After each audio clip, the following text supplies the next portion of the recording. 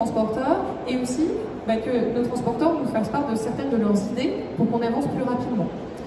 On a également en 2023 déployé donc sur les biocarburants une nouvelle cuve Oléocent sur notre site de Cormeilles.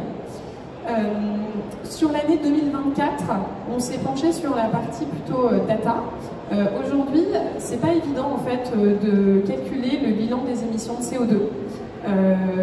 Ça demande un certain retraitement manuel et en fait on a mis en place en fait un outil, enfin, on utilise plutôt un outil qui s'appelle EcoTransit, du coup qu'on utilise tous les mois pour calculer notre bilan d'émissions CO2.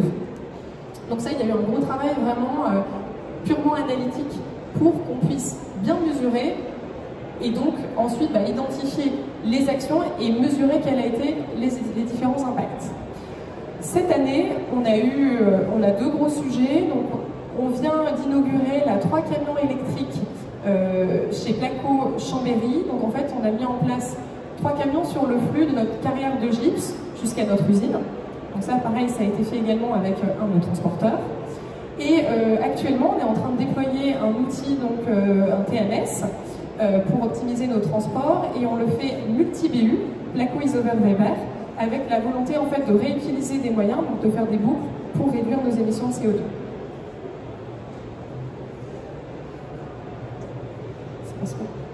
Alors, grâce à ces initiatives, on tient nos objectifs aujourd'hui, en tout cas la feuille de route pour arriver au moins 16% en 2030, et on continue en fait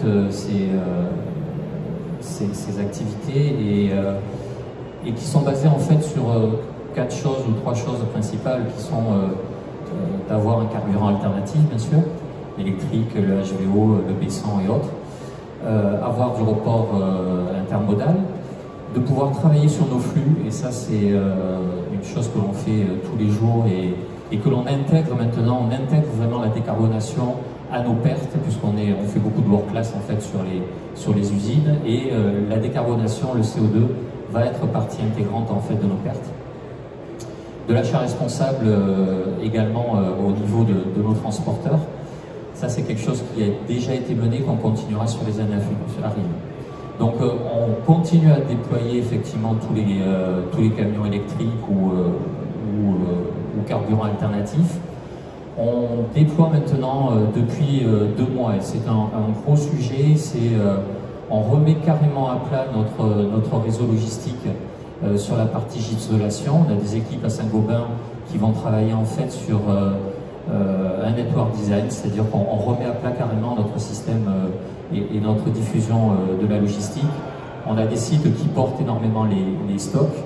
Est-ce que demain les stocks ne doivent pas être avancés pour avoir des camions complets qui vont vers les clients et se rapprocher au dernier kilomètre avec du camion décarboné?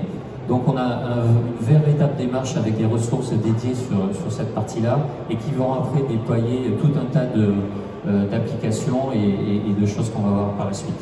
On audite également et on fait de la standardisation, de l'optimisation de nos emballages. On va réfléchir différemment avec qu'est-ce qu'on va faire pour nos emballages pour saturer nos camions et pour faire un minimum de kilomètres à vide et relier nos clients de façon la plus optimale. Une tour de contrôle transport, Constance en a parlé, on met un TMS entre gypse et isolation.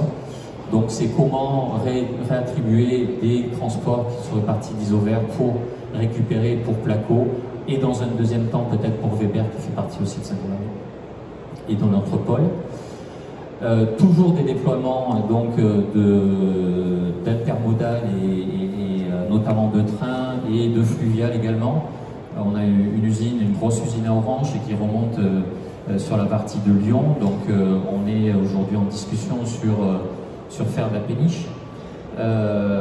Des innovations toujours sur de l'éco-emballage, toujours dans un terme et dans un but de saturation de nos camions. Avoir du circuit de réemballage et de recyclabilité de nos emballages, profiter des camions que l'on va emmener chez les clients pour amener des emballages. On utilise pas moins de 1 million de palettes chez Gypse Isolation qui partent à travers la France, donc on a moyen aussi de bâtir des flux à ce niveau-là. Le network design dont je vous ai parlé au tout début et qui va certainement nous donner un maillage en fait, d'entrepôts idéaux qu'on va pouvoir avoir en France seront systématiquement validés par des organismes pour avoir des entrepôts, ce qu'on appelle verts, donc avec voilà, de la lumière naturelle, des chariots électriques, en fait tout ce qu'on peut imaginer mais qui respecte l'environnement. Et donc tout un déploiement qui va se faire avec un but de livrer les grandes métropoles en 2030 100% décarbonés et une économie circulaire de nos emballages. Voilà, merci beaucoup. Merci.